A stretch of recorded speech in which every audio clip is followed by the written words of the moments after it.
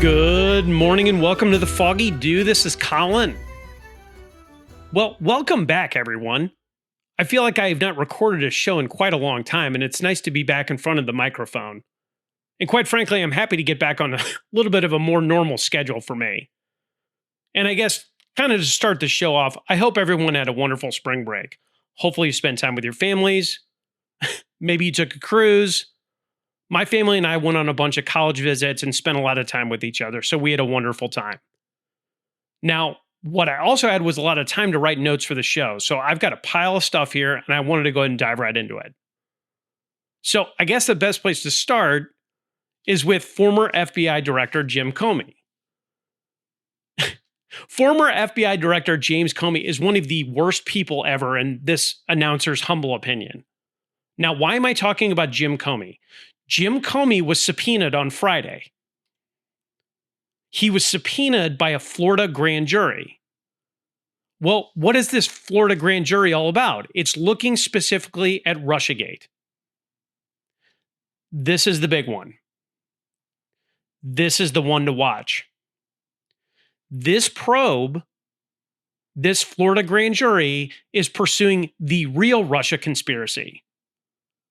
This is the real Russia conspiracy, not the fake one that Trump was a Russian asset. And I'm not here to litigate this case. I just want to make a note of it. Because this is going to get bigger and bigger and bigger as time rolls on. There are 130 people involved in this investigation. 3 people have already been called in that are noteworthy. Peter Strzok, Lisa Page, Andrew McCabe, and now you've got James Comey. Well, you might be asking yourself, why is this occurring in Florida? Because this whole event with Russiagate occurred in D.C. It's occurring in Florida because D.C. is way too corrupt. There is absolutely no chance you are ever going to get a conviction of any of this cast of characters in D.C. That's why it's being done in Florida. And I guess, what's the real Russia hoax? Just a level set. What's the real Russia hoax? Because it wasn't that Donald Trump was a Russian asset. The best place to start talking about the Russia hoax was with a guy named Christopher Steele. Well, who is Christopher Steele? Christopher Steele was a disgraced British spy who made a fake dossier. That dossier was called the Steele dossier. That Steele dossier alleged that Donald Trump was a Russian asset. It was all fake. It was all bogus, fabricated. That fake Steele dossier was purchased by the Hillary Clinton campaign. That dossier was the predicate to get a FISA warrant. That warrant then, from the FISA court, was then used to spy on Donald Trump's campaign in 2015 and then his transition team in 2016. This dossier and the warrant that they were given by the FISA court painted Donald Trump as a Russian spy. Who knew about this? Big names. Obama, Biden, Clapper, Comey, Hillary. They all knew about it. They were all in the Oval Office talking about this when Donald Trump had won the 2016 election. They sat in the Oval Office and talked about this. Not only did they talk about it, they facilitated it. Russiagate was a political hit job on a presidential candidate and then a president. Well, the minute it is occurring on a president, the language now changes. It's not a presidential candidate. You're talking about a fabricated story about the president of the United States. Legally speaking, that would be a coup. And that would be a coup at the highest level. It's a coup. It's a conspiracy. It was a false narrative paid for by the Clinton campaign to subvert the will of the American people via elections. All I'm going to say about this is the one to watch. This is the case to watch. And I hear it all the time. Well, nothing happens. Nobody's ever arrested. I'm going to give you a thought experiment. Trump is brilliantly calculated, correct? He plays chess. He plays the long game. He's talking to Pam Bondi every day, I promise. If you watch guys like George Papadopoulos, people that are on the inside of this, they're all talking about this. That's the signal, not the noise. But he's talking to Pam Bondi every day. He's in coordination with the FBI on this, Kash Patel. All of the assets are aligning in this Florida grand jury case. And look, you can sit there and say, well, nothing happens. Nobody ever gets in trouble. Hey, guys, we have seen presidents get arrested. I saw the Donald Trump mugshot. You just saw the Clintons get deposed in the Epstein thing. And again, I'm not predicting what's going to happen here, but it is a very noteworthy thing that James Comey is being pulled in on a subpoena. And this isn't something that happened 5 minutes ago. This occurred 11 years ago. People in the Trump orbit, people in the Trump administration are calling this a grand conspiracy. That grand conspiracy overarches 11 years of US politics. And quite frankly, it leads us to the situation that we're in today. This was the original sin, was Russiagate. And I hope we get some answers here, but trust me, I'll be watching it very closely. And again, my only thing that I would tell you about it is from the Foggy Dew perspective, my money's on Trump. My money's on Donald Trump here. We'll see where it goes. I'll be watching. So switching gears, I wanted to go ahead and talk about the SAVE Act. Now, last week while I was away, John Thune, the worthless rhino, introduced the SAVE Act into the Senate. So there is all sorts of legislative jousting that is now occurring. And this always goes in stages here. The first position was that it was a 60-vote filibuster. Then it started being leaked that they were looking at doing via reconciliation. Reconciliation is a legal procedure inside of the Senate where only a simple majority would be required. Doing reconciliation would have to pass the parliamentarian. Now you're seeing negotiations. Republicans are trying to tie other funding to this. Trump came out the other day and proposed a $5 billion cut in ICE. He wanted to fund DHS and pass the SAVE Act. Look, all of this stuff to me is hide the peanut. This is political jousting 101. You are watching a negotiation now. You are not watching some type of serious deliberation. And quite frankly, I expected all of this. Position A has always been the Senate. There are so many different ways that this could go while it's inside of the Senate. But again, from my humble perspective, one way or the other, this is going to pass. Why? This is an 80-20 issue. The Democrat Party looks ridiculous here. They look totally... You don't have one Democrat that's going to vote yes on this. Not one. 75% of their base wants it. 95% of the Republican base wants it. So you have the Democrat Party looking ridiculous. You have the rhino establishment class looking totally ridiculous. But what I would tell you is more broadly is that this issue of requiring citizenship to vote is the Alamo for the Democrats. If the Democrats don't have the ability to do mail-in balloting, photo ID, there is no way the Democrat Party survives if you start requiring citizenship to vote. That's why they're so against this. But I guess if you look at the entire thing, I'll just go through the calculus again. Position A is legislative passage one way or the other. Do it through reconciliation. You put a pork package together for Democrats that makes them come across the aisle to get to 60. One way or the other, that would work. So position A is legislative passage in one form or another. I talked about it on the show before. Position B in this calculus is an executive order. That executive order would allege fraud in the 2020 and 2024 election. It would claim that elections are a matter of national security now, and the executive, i.e. the president, has plenary authority over national security issues.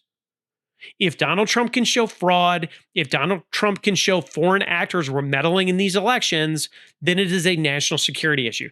Again, that's position B. So he has backup cards if he needs them. But I would tell you this to look at it a different way, because I didn't really address this angle of it on the show. The Democrat Party isn't stupid. They're not at all. They're actually very intelligent. But if you're the Democrat Party, you have to know that Donald Trump can nail them on the executive order. The executive order is already online. You can go look at it.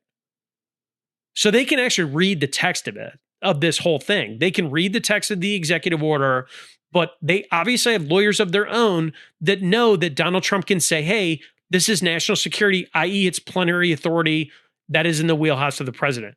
They know that Trump can get them on the executive order.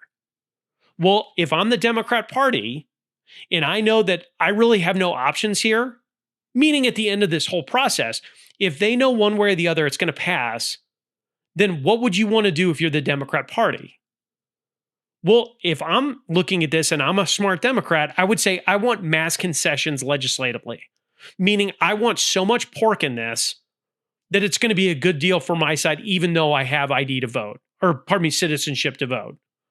That would be the calculus if you were a cunning politician. Get as much as you can in the Senate, defund ICE, do whatever it is. But to me, all of this is just very obvious. Again, I'm going to just go through the facts. I'm not going to re-legislate it, but look at the facts. It's an 80-20 issue. You just had the DNI, FBI, CIA raiding Fulton County. You had the same thing occur in Maricopa County in Arizona. You've got the Harmeet Dillon lawsuit. You had 16 states that turned over their voter rolls. They already found fraud in those 16 states. We have 34 states plus DC that are not turning over their voter rolls. They will not turn over their voter rolls. Why? Because they're riddled with fraud. That's red states and blue states. So you've got a pending lawsuit with the assistant AG Harmeet Dillon on these 35 body politics, meaning states plus DC. Bogus voter rolls. If you paid attention last week, they had DNI Tulsi Gabbard in front of Capitol Hill. So here's Tulsi Gabbard up in front of Congress talking about how China meddled in the 2020 and 2024 election. This is like totally unreported by the mainstream news. You have the DNI talking about foreign actors interfering in our elections. Tulsi Gabbard also admitted in that same congressional hearing that the ODNI, which is the Office of National Director of Intelligence, they seized Dominion voting machines last year. So they physically have machines. What do you think they're doing with those machines? Those machines are able to be connected to the internet. They've long been rumored to be fraud centers. So I guess my point is, you have all these factors, Maricopa, Fulton County, ODNI, all of it. Add in this whole DHS funding issue. Even if you back away from the facts on the ground regarding election security, look at the DHS funding issue. The Senate Democrats are impacting air travel. And why does that matter? Like, just look at it. You have security lines around the block at airports. Why does that matter? It's because people on both sides now are being impacted materially on the inactivity of Senate Democrats, Senate Republicans. But the people that are defunding DHS right now are Senate Democrats. So what this is doing, this is working up both sides into a pretty good lather. People are mad, man. And when people are mad, things happen. Things change. But I can tell you right now, if you're sitting in a line for 2 hours in an Atlanta airport because Senate Democrats don't want to fund DHS, you're probably pretty mad. I don't care if you're a Democrat or Republican. So they want DHS funded. Senate Democrats are dragging their feet. Right and left, people want proof of citizenships in elections. This is not a single party issue.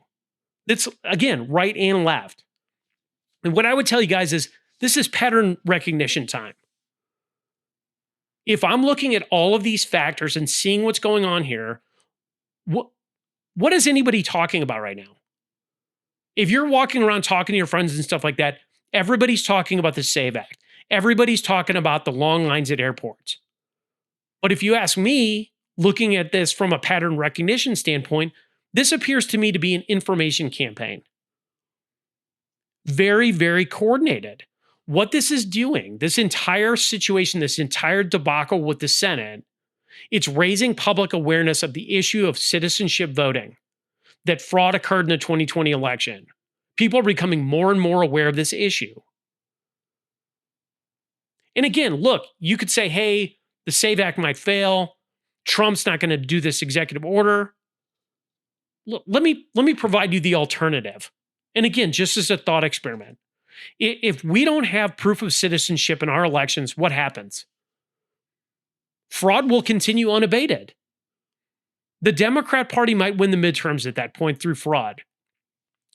And if I can promise you, if the Democrats win the midterms, Donald Trump's going to get impeached. And if the Democrat Party through fraud ever gets real power back, guess what they're going to do? They're going to jail Trump and his family. They're going to pack the Supreme Court. They're going to add DC and Puerto Rico as states and give you 4 new liberal senators to change the balance of power. They will open the border back up. They will rig voting permanently. That's what they just did in Virginia. They will kill the filibuster. So I guess if you're looking at it, simple logic to me, Donald Trump is aware of these factors. He's aware of all these factors and what will happen. He has the ability to look forward. Again, I'm some ding-dong in Missouri. I can figure this out. But Donald Trump is able to put this all together. He knows what the future state looks like if he doesn't do these things and if the SAVE Act isn't passed. So he's sitting there knowing all this. He's watching what's going on in the Senate. Hopefully they can get it done legislatively. But if not, Donald Trump has an executive order in his back pocket. And I guess if I'm looking at it with the DHS and all the other factors that are going on here, the longer this circus goes on, to me at least, the better optics for passive legislatively.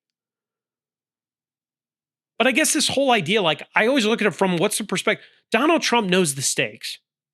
He's done the calculus. SAVE Act passes the Senate, position A. Executive order passing it is position B. But again, my money's on Donald Trump here. Again, if I look at what he does internationally, the guy is tactically calculating and brilliant. So why would I think he wouldn't be any other way domestically? Again, we'll all be watching it, but I think the longer this goes on, the madder people are going to get, and the more likely it is to pass legislatively. But I'll be watching it. Okay, so switching gears, Iran. I am obviously watching that whole situation closely. And a couple of very big developments over the weekend. Actually, there were quite a few. And I guess first and most important, if you're looking at Iran, Iran fired 2 ballistic missiles on Saturday. And you might say, what's the big deal? Iran fires ballistic missiles all the time. Well, the difference is that Iran fired 2 ballistic missiles at Diego Garcia. Now, you might not have ever heard of Diego Garcia before. What Diego Garcia is a joint United States-UK base in the Indian Ocean. It's basically like a floating city. And the problem is not the fact that Iran shot ballistic missiles. Well, I mean, that is a problem when you shoot ballistic missiles at a US base. But the real problem here is the actual ballistics. Diego Garcia is about 4,000 miles away from Iran. 4,000 miles is a really big number. Why? Before we got into this whole thing with Iran, meaning before we ever blew up the Ayatollah, any of it, the accepted ceiling of Iran's ballistic capacity was about 2,000 miles. 2,000 miles would mean a medium-range ballistic missile. 4,000 miles is a way different animal. 4,000 miles is an intermediate rocket. That is an IRBM. So you have an intermediate ballistic missile now being shot by Iran. Guys, that is a massive strategic leap forward. And quite frankly, we didn't even know this on Friday. So we just found out from Friday to Saturday that Iran could shoot a 2,000 mile ballistic missile. Now we found out on Saturday they can shoot 4,000 miles. And I had people say, well, what's the big deal? This doesn't matter. Look, As somebody that studies ballistics, 4,000 miles absolutely 1,000% changes the entire equation and how anyone should be looking at this Iran deal. And I guess, first off, one of the missiles was intercepted, and the second one was like a misfire. So the second missile lost its telemetry and missed Diego Garcia. But the main takeaway from this, 2,000 miles to 4,000 miles, this is the important part, the map just changed. Iran's strike capacity extends well beyond the Gulf states and Israel. I'm going to give you an example. If it's 2,000 miles, sure, they can hit Israel, they can hit the UAE, Qatar, all that other stuff. Again, you didn't know this on Friday, but cities in a 4,000 mile range of Iran would be London, Rome, Berlin, Paris, Vienna, Warsaw, Athens, Stockholm, and Brussels. Every single Eastern Bloc country is now in the range of Iran. What you now know today is that Iran can hit all of Europe. I just said it a minute ago. That knowledge that Iran could hit Europe did not exist on Friday. Well, I don't know about you, but if Iran can hit Europe, if it can hit the Vatican, if it can hit London, that is an imminent threat. Anybody that is sitting around telling you that Iran posed no imminent threat needs to understand ballistics. What I would tell you looking at this entire situation, because this is now my calculus on this whole thing, you had 7 presidents, Republican and Democrat, 7, that did absolutely nothing about Iran. In fact, a couple of them facilitated, mainly Obama and Biden. But again, this is a massive strategic leap forward for Iran. Iran was on a fast track to serious lethality. They were spinning their centrifuges. They were obviously developing longer range strike capacity. And let me pose a hypothetical to you. Again, people sit there and go, well, this isn't an imminent threat. Here's a hypothetical. You live in London. You went to bed on Friday night thinking you were safe. You woke up on Saturday morning. You now know in London that Iran can fire a ballistic missile at you. Not only can Iran fire a ballistic missile at you, you as a person that lives in London have no way to stop it. And if I wake up knowing that Iran has basically a gun pointed at my head, is that an imminent threat? Iran can hit the Vatican. Is that not an imminent threat? And I guess 7 presidents did nothing about this. Let's suppose Donald Trump did nothing. Let's say Donald Trump said, hey, you know what? I don't want to deal with this. I don't want to spend the political capital. What if Donald Trump just stayed at home, worked on the economy, worked on the border, worked on deportations? Let's say Donald Trump left Iran alone for 2 to 3 years. Because let's be honest, Donald Trump could have avoided this entire situation. He didn't have to go blow the Ayatollah in outer space. But let's say Donald Trump avoided Iran, and Iran was left to spin their centrifuges, continue developing their ballistics for 2 to 3 years. Think about that. Donald Trump could have done nothing. The midterms are going to be real soon. Trump could have sat back. He could have looked good, done nothing. In November or December of this year, with Chinese help, where would Iran be with their lethality? Could they have hit the eastern seaboard? Meaning the eastern seaboard of the US? Say Trump did nothing for the next 3 years. Where would Iran be? Where would their ballistic missile technology be? And it's just not just hitting Europe, and it's not just hitting the eastern seaboard. The Strait of Hormuz has 20 to 30% of global oil flowing through it. What if Iran had strike capacity all over Hormuz funded by Chinese weaponry? What if Iran could interdict U.S. vessels? What if Iran could interdict U.S. vessels that had oil that were coming to these states? In 2 to 3 years, do you want a well-armed Iran running 20 to 30% of global oil shipping? Look at the chessboard. Donald Trump did what? He took out Maduro first. He secured Venezuelan oil in our hemisphere before he did this. That is a tactical decision. And look at where we're at today. Iran's navy is totally sunk. It's at the bottom of the ocean. We have degraded their missile system significantly. We killed all their leadership. The United States has total air supremacy over Iran right now. And already the administration says it's winding down. The bombing campaign on Iran has been surgical. It's been effective. European nations, while slow to the game, are now supportive. They're sending support craft to help U.S. operations in the water around Iran.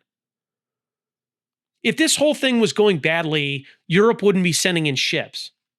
Europe wouldn't touch this with a 10-foot pole if they thought it was a loser. And if you look at the Gulf petrostates, the Gulf petrostates are pushing their chips in on the U.S. Iran is in no position to fight or maintain itself at this point.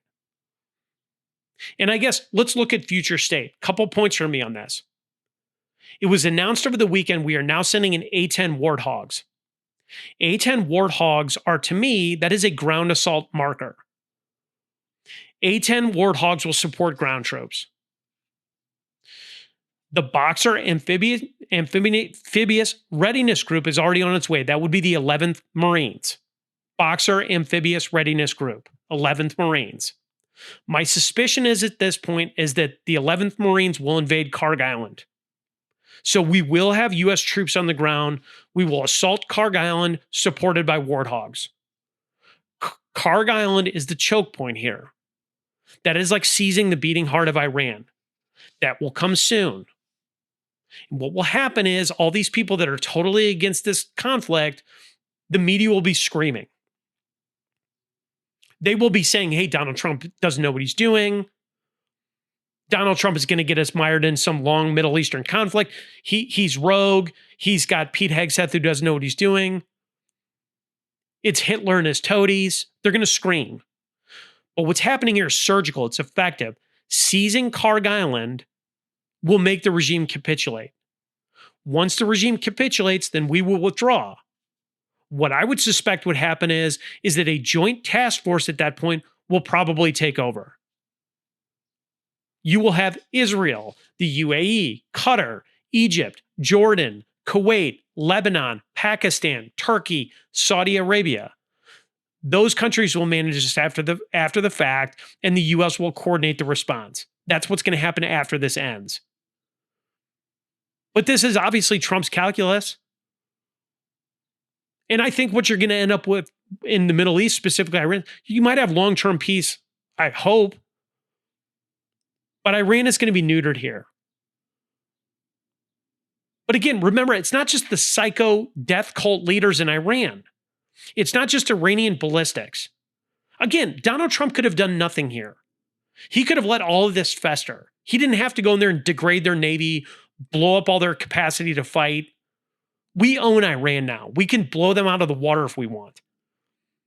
But again, to me, it's not just the psychos in charge of Iran. It's not just the ballistics. It's not just them spinning their centrifuges. It's the entire Middle East terror network. People don't realize that Iran is the number one funder of terror in all of these Gulf states and Israel. Iran pays the Houthis in Yemen $350 million a year in cash. The Houthis will lose all their funding. Iran pays Hezbollah in Lebanon. Iran pays Hezbollah $700 million a year. Guess who pays Hamas? Iran. Iran pays Hamas in Gaza about $350 million a year. All of the various Assad militias in Syria, they get paid $16 billion a year. Iraq itself has 4 militias, all funded by Iran. Those militias in Iraq are trained by the IRGC, which is the Iranian National Guard. No Iran, no money for Iran means no Houthis, no Hezbollah, no Hamas, no Assad militias, no Badir, no Al-Aqwa. These are major terrorist networks with no funding anymore. Iran was always the dirty penny in the Middle East. And again, if I back away from this whole situation, Donald Trump didn't have to do anything. I said it before. He could have sat back and worked on domestic issues. He could have let Iran fester. Again, what happened in November or December? If he waited till the midterms and said they can hit 6,000 miles on their ballistics, what if their centrifuges were spinning and they had a dirty bomb built up that they could send a dirty bomb into Europe, a dirty bomb into London, a dirty bomb into the Vatican? No way to stop it, right? They don't have a golden dome outside the Vatican. And I guess if I look at this entire situation, Donald Trump made an enormous gamble on Iran, a huge gamble.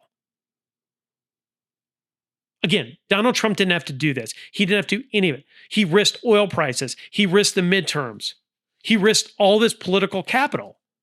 But if I look at what Donald Trump did here, the surgical brilliance where we really are not going to get mired in a long-term conflict, we destroyed Iran, what, in like 3 weeks? This was true leadership. And I think that that's the way that this is going to be judged out. This was not just true leadership by Donald Trump. This was true American leadership. And I think if you play the string out here, because it's becoming increasingly obvious what's happening, I think the way this thing plays out, Donald Trump is going to be viewed very uniquely in history. A huge gamble by Donald Trump. Looks like it'll pay off. He's going to be viewed very uniquely. If Donald Trump can be the guy that degraded Iran, cut off all these terror proxies, all these terror networks, there's true peace in the Middle East. We have oil flowing through Hormuz. Donald Trump's going to be securing his place in history. And right before I came on to record this show, Trump just announced a 5-day ceasefire. Why a 5-day ceasefire? Iran wants to negotiate. So he's already brought them to the negotiating table. So you're going to get a 5-day ceasefire starting Monday. Look at that. Donald Trump said 4 to 6 weeks in Iran. We're already ahead of schedule then. He keeps saying that. Look, this isn't over yet. It's not by a long stretch, but this is not going to be Iraq, Afghanistan, because if it is, I'm out. I'm not going to be supportive of this. Huge gamble by Trump that paid off. And if you look at the board now, I talked about it before with like Europe and some of these other countries. If you look at the chessboard now in the Middle East, all of the players with skin in the game, the Gulf petrostates, Israel, Europe, all players with skin in the game are betting on Trump. They're betting on the US.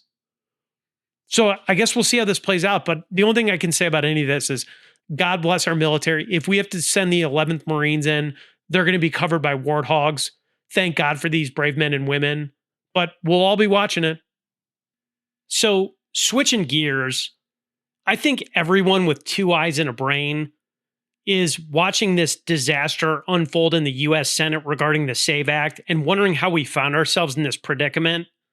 And honestly, in a lot of ways, like me watching the U.S. Senate try to work on the SAVE Act is like watching a hippopotamus try to fly. It just doesn't make any sense. And watching that disaster unfold legislatively, I was just thinking about it over the weekend. I thought it was a good time to go ahead and discuss the 17th Amendment. Now, the 17th Amendment is a favorite topic of political science nerds like myself. And not just the topic of the 17th Amendment, but actually trying to repeal it. Now, let's be honest, will repealing the 17th Amendment ever happen? No, I think you would have a better chance of seeing a leprechaun walk down the street. But the reality is it's a very brilliant conversation. And quite frankly, it's really nerdy political science, which is one of my favorite things. And I guess the best place to start with this is that looking at our current government structure, it is totally disconnected from the structure that the founders envisioned. It's not even on the same planet. And the problem is that most people don't understand the structural issues that are evident now inside of our own government.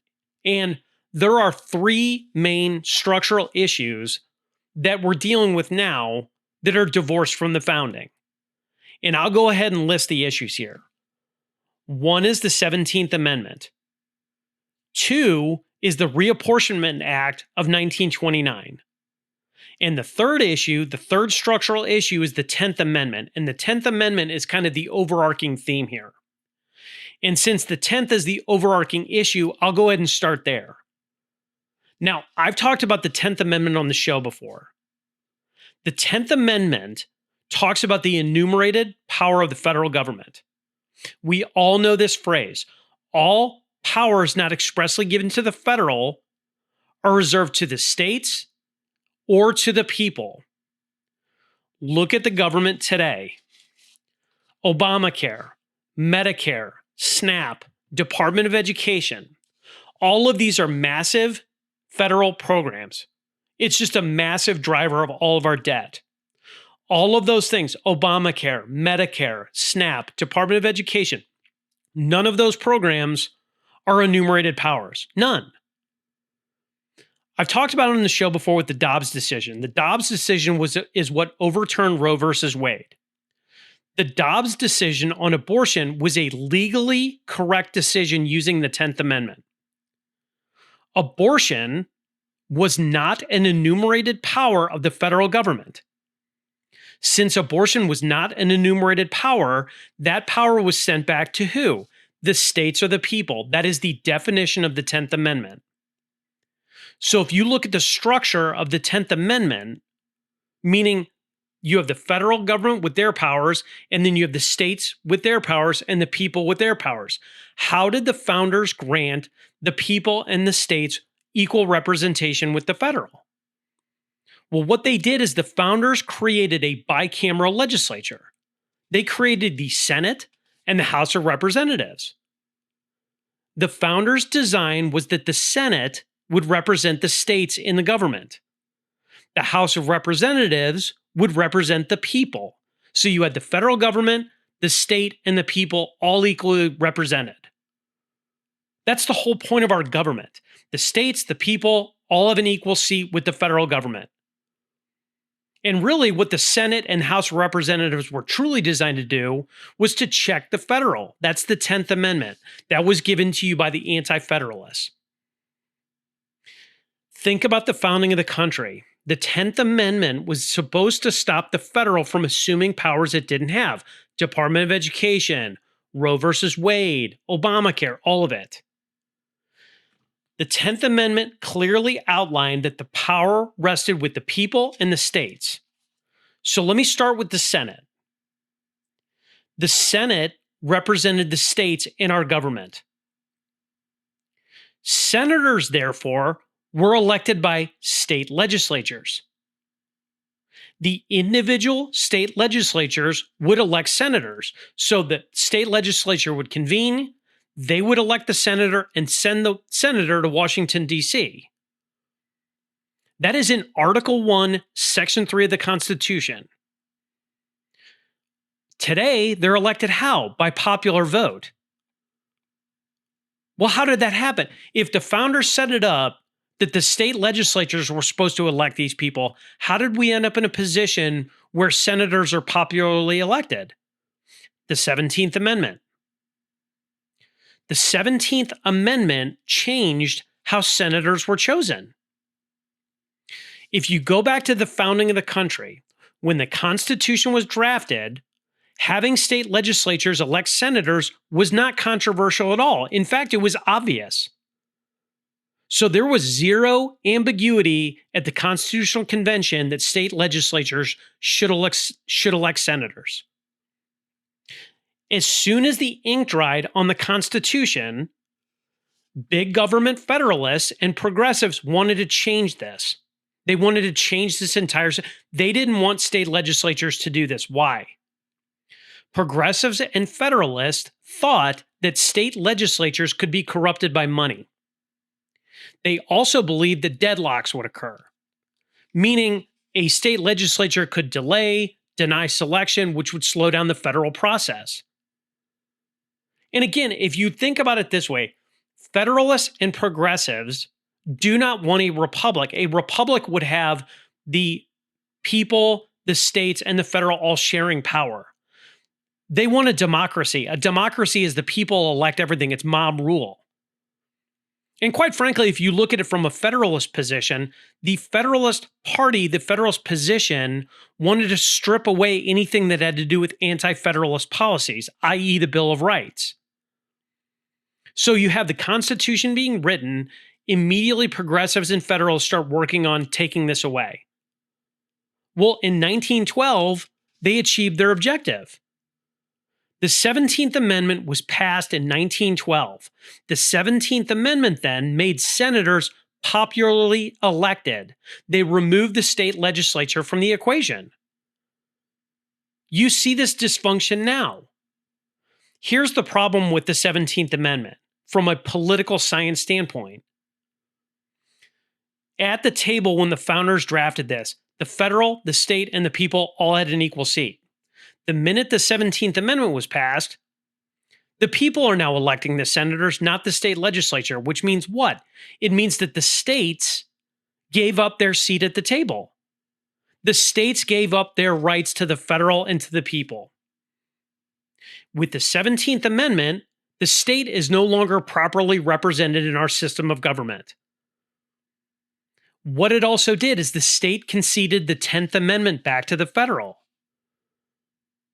The other interesting wrinkle about the 17th Amendment, if you look at one of the main problems with it, if you look at a bicameral legislature, having two bodies, i.e., the House and the Senate, elected in the same fashion, one of them then becomes redundant.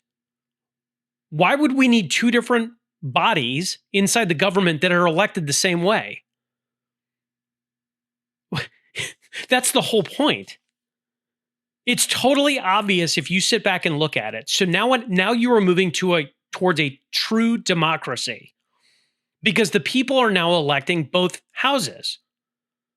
The only difference now between the Senate and the House of Representatives is the term in which the representative stays. The Senate's there for 6 years. That's the only difference. The final point when you look at the 17th Amendment is this divorces the citizen from their own state government. Imagine the scenario if your state legislature elected your senator. I can promise you would be way more involved in local politics. If I knew that I could go to Jefferson City as a Missouri resident and lobby and argue for specific senators for them to elect it to send it to DC, that's great. But what the state capitals did is conceded their own authority to the citizenry. You as a citizen would be way more concerned with local governance if you had that kind of a stake in direct election through the state legislature. So the 17th deliberately and directly changed the Constitution. It changed states' rights. And it gave the states voice, the states seated at the table to the federal. Well, what happened immediately after that? The federal immediately overstepped the 10th Amendment. Okay, so that's the Senate. That's the 17th Amendment. That's the problem there. The second issue, the Reapportionment Act of 1929. Now, if you go back to the founding, there was an argument about the House of Representatives. Remember, the House of Representatives represented the people in the 10th Amendment. Senate states, House people. So the question at the founding was, how many reps per how many people? This was a ratio. It was a math problem.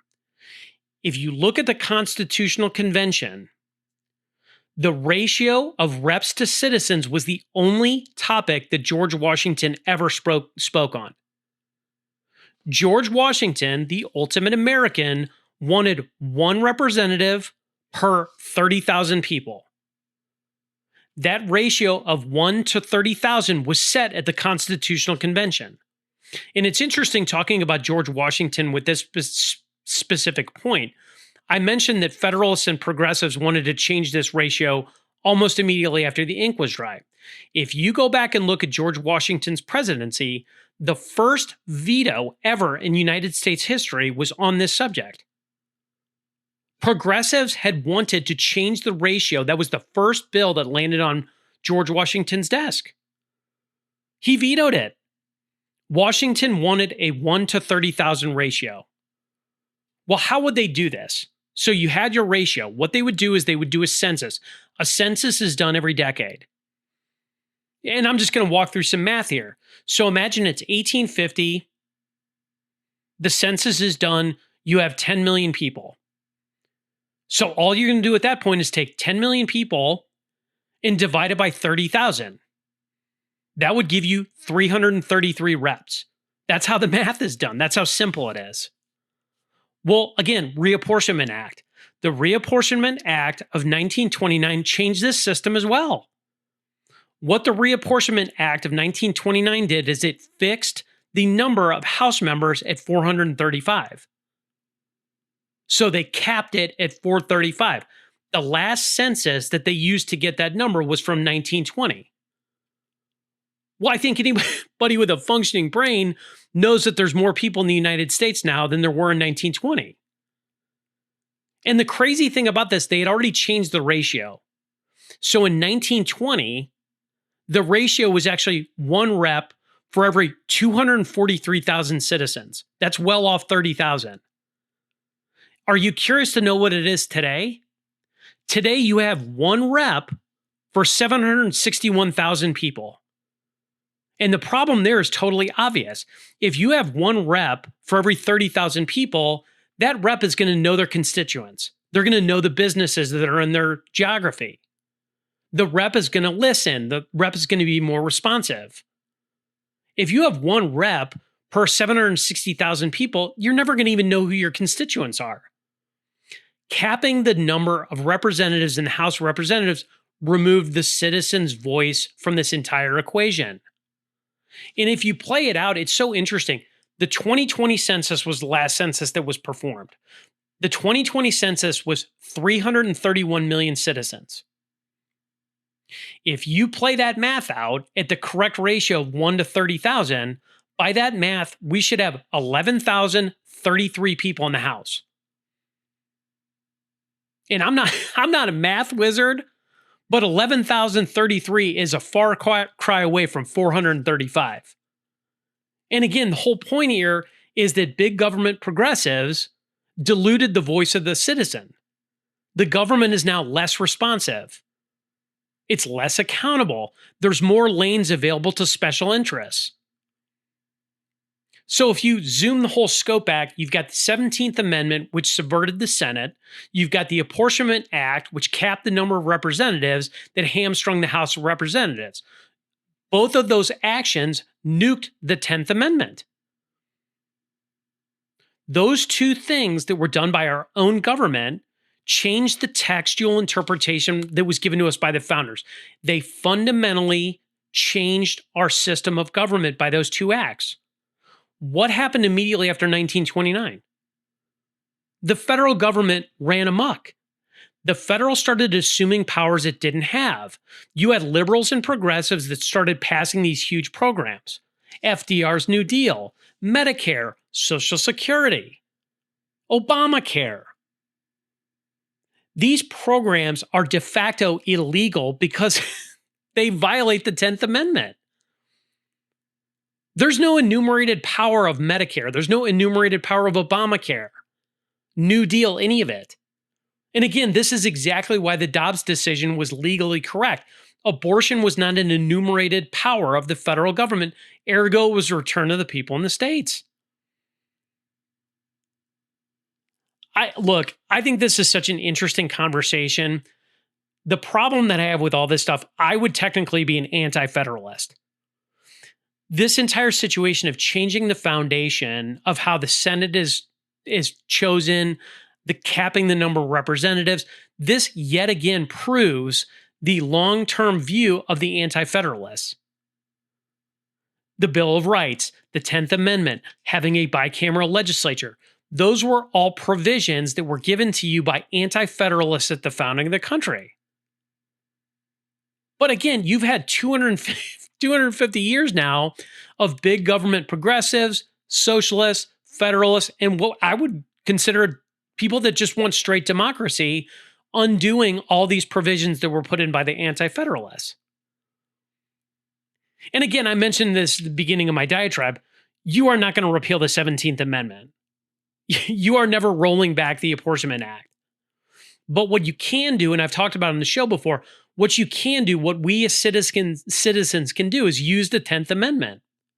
I think the 10th Amendment is our best way out of the situation in which we find ourselves. We already proved it with the Dobbs decision.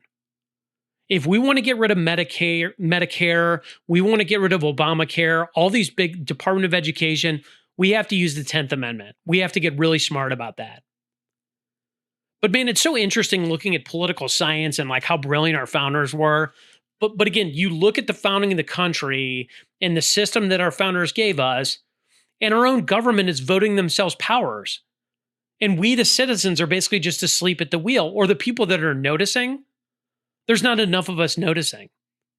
Because I can imagine if you walked around and asked 100 people, how many people do you think could even talk about what the 17th Amendment was? Probably not many. But anyway, I said it was a nerdy political science discussion. Hopefully you enjoyed it. The 17th Amendment, the Reapportionment Act, just unbelievably nerdy political science things, but I love it. Okay, so I'm glad to be back in the saddle, guys. If you like the show, please go ahead and tell a friend about it. If you would, please follow us on Spotify. You can also follow us on Instagram at Foggy Dew Daily. Any questions for the show, please go ahead and email us at foggydew95@gmail.com. But in the meantime, I'd ask you to say a prayer, ask questions, and stay vigilant. This is the Foggy Dew signing off.